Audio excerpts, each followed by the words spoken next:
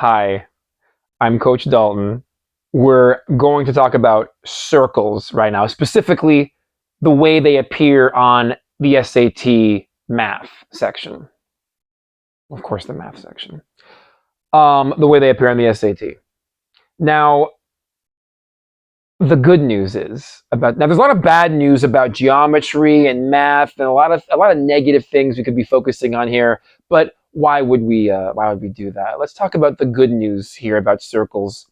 And really this applies to a lot of aspects of this test, really all of them. It's a standardized test. So I know that everyone thinks that that's a horrible thing, but let's focus on the positives here. You know what it means for a test to be standardized? It means that it's the same crap over and over and over and over again. Every single grammar section tests the same punctuation rules, the same subject-verb agreement tricks, the same transition words. Every math section tests the same right triangle stuff, the same circle stuff. In fact, if you take enough practice tests, you might start to think that you've actually done problems before. And you kind of have, because they just change little details around, but it's the same stuff over and over and over again. And circles are no different over here. There's so many things about circles that are true out there, but when it comes to the SAT, there's really only a few circle things we need to care about. Because again, it's the same stuff over and over and over again. My top priority here is talking about this situation when they cut out a piece of the circle here, a slice of the pie, so to speak. It's called a sector of a circle, by the way. And it's a part of the whole, of course. One of the main things they'll ask us for these sector of a circle questions is, what is this length here? They call it the arc length. They want to know how long this little curve is here, the crust of the slice, so to speak. Well, let me answer your question with a question.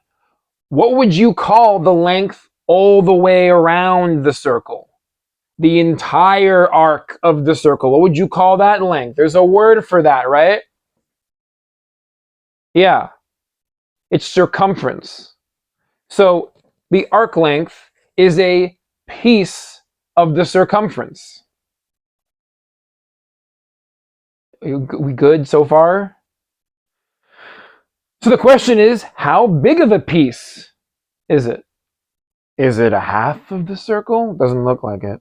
Is it a fourth? Is it a third? Is it a fifth? Whatever. Well, that information entirely depends on the measure of this angle in the middle here, on the center here, called the central angle.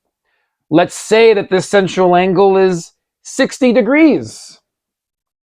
Well, we're going to take that angle of the part of the circle, 60, and put it over the degrees of the whole circle, which is how much? How many degrees are in the whole circle? Yeah. 360.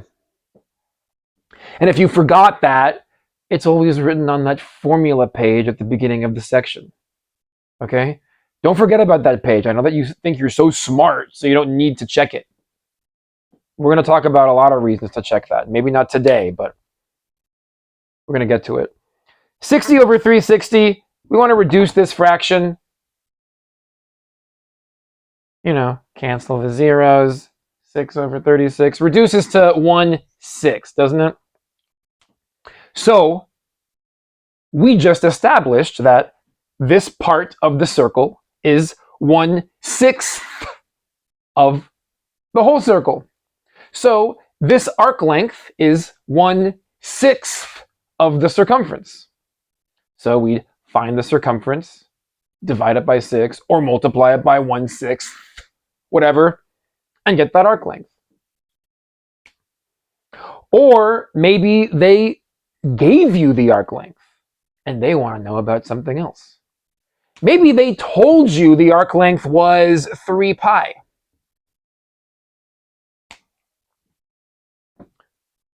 Well, what can we do with that information? And this is something that you'll hear me say a lot. I want to shift the focus from you worrying about what you should do in a question, and I want you to instead focus on what you could do with the given information.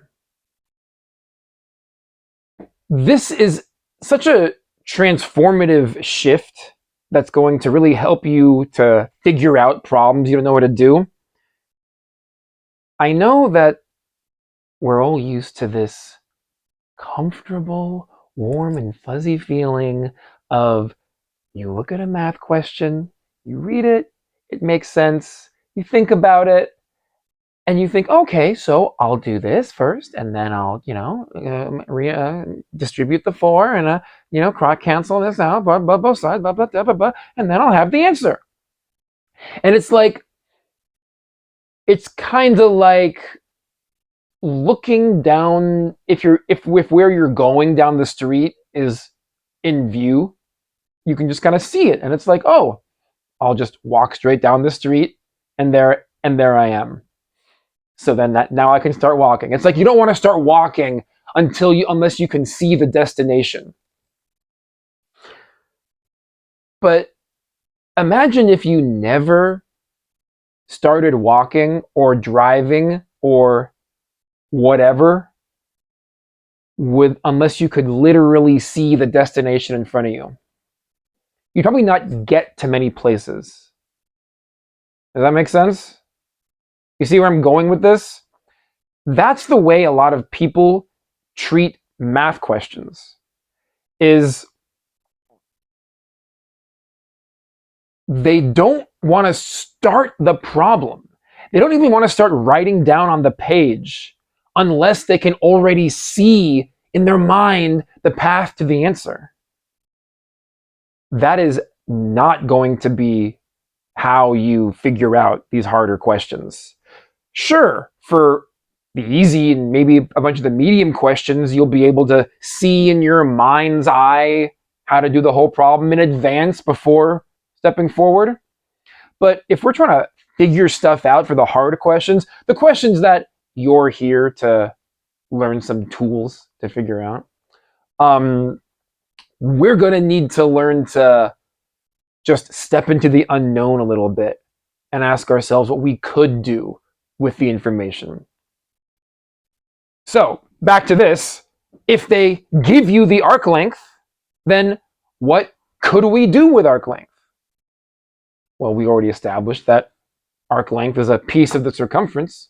So, if they give us the arc length, that means we can probably figure out the circumference. So, we figure out the circumference.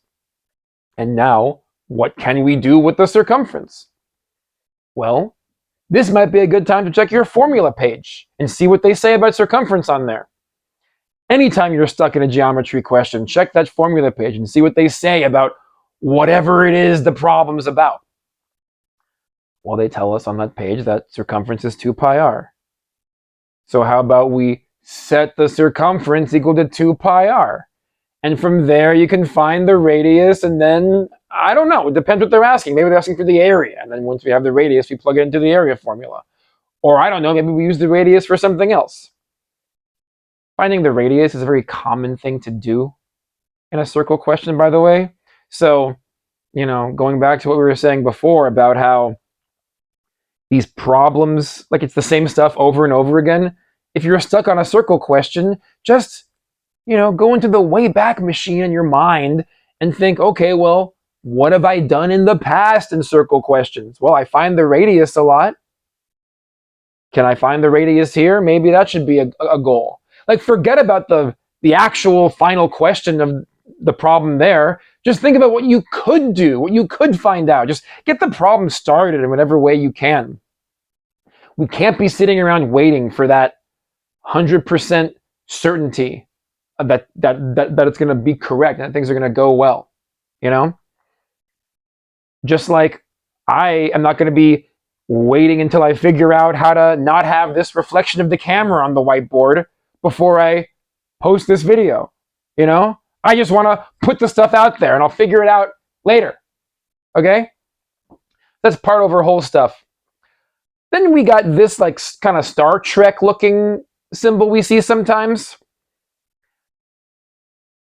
Look, this is just something I'm just going to tell you. So we got the central angle over here. We've already established what that is, the angle in the center. Let's say that, once again, let's say that that angle is 60 degrees. Down here, we have something called an inscribed angle. Okay, let me just tell you, it's half of that. So that's 30. Whatever the central angle is, this angle down here, the inscribed angle, is going to be half of that. I don't love to just be telling you things, just saying that that's just the way it is, but sometimes I will. I'm more a fan of showing you how to derive things because I think that's a more useful skill. But this is just such a big time saver over here that I think that that's the way to do it. So yeah, let's just leave it at that for now, okay? The last thing I want to talk about is the reason the SAT loves circles so much. Why are they so in love with circles? Like they're basically on every test. Why? Well, the uninteresting answer would be that, oh, well, circles are one of the basic shapes of geometry, and so they're really important that we establish that people know about circles or whatever. Yeah, I guess. Fine. But I think the reason they're so obsessed with circles is that circles enable them to tell us things without telling us those things. They're able to whisper pieces of information in our heads. For example, if I draw a line here, I've created a triangle, right? Now, it's no random triangle. It's not just any triangle. I know that these two sides are equal, right? Just like these two lines are equal. Because they're the radii. Wow. That word radii, what is going on there? I mean, I can understand it with like the plural of cactus being cacti, but radii? I mean, I get it because it's radius, but, and also that's how it's spelled. You got to respect that, the audacity they have to make that the plural of radius. I respect it. Okay, but anyways, you see what I'm saying here? How when you draw a radius on a circle, you're making a line that's the same length as the other radii in the circle. I know that might sound obvious or whatever, but it's a way that they have of giving you information without directly telling it to you. Like if they told you that these two segments are equal, it might make it a little blatant, like, oh, well, then this is maybe an isosceles triangle or maybe an equilateral triangle. But if they just put the lines in a circle, it enables them to kind of whisper to us that the lines are equal without having to make it so blatant. So it's their ability to give us information secretly that I think that's why they like circles so much. The last circle I want to talk about is this picture over here, and it involves some more secret kind of information that they can give us. This is a classic kind of circle shape I see come up in a lot of SAT problems. And what they'll say is they'll say that these two lines are tangent to the circle. Now, don't freak out. I know that we use the word tangent for trig questions as well, right? Sine, cosine, tangent, SOHCAHTOA. And I'm sorry about the confusion, but there's two different ways we see the word tangent used on this test. One of them is the trig way. We'll talk about trig another day. Tangent, when a line is tangent to a circle, it means that it intersects the circle at just one point. Like, it's not going through the circle, it's just touching the circle. And it's not just for circles. You could be tangent to any kind of curve. Like, I know you talk about, slopes of tangent lines in calculus, right? Whatever. On the SAT, the only lines that are tangent that we care about are lines that are touching a circle. And here's the secret information. When a line is tangent to a circle, it always forms a right angle with the radius. Always, always, always. So when they tell you that a line is tangent to a circle, that's their way of whispering to you, these angles are right angles. So now we know what these two angles are. Just saying. They like to whisper stuff. They kind of like to speak in code. It's like how when they say minimum value or maximum value in a question, that's their way of really saying vertex. You want to get acquainted with these codes that they speak in. And once again, they don't have that many codes. We can really do this pretty effectively. We don't have to memorize that, like an infinite number of codes. They don't have an infinite number of codes. They don't have an infinite number of tricks. They only have a few tricks because it's a standardized test. They can't just recreate all their tricks every time. They need to make these test scores comparable. And the way they do that is by making every test basically the same crap. Okay. I think that's good for now. We'll get into some more specifics in the next video. In the next video, I want to go over like a few real SAT circle questions and show you how these principles apply there. So yeah, follow me, subscribe for more of these SAT math videos. Obviously, I'm just getting started here. I'm still figuring things out, so it's going to be fine, whatever. Coach Dalton Foster at gmail.com if you want to apply to work with me at all. But see you next time.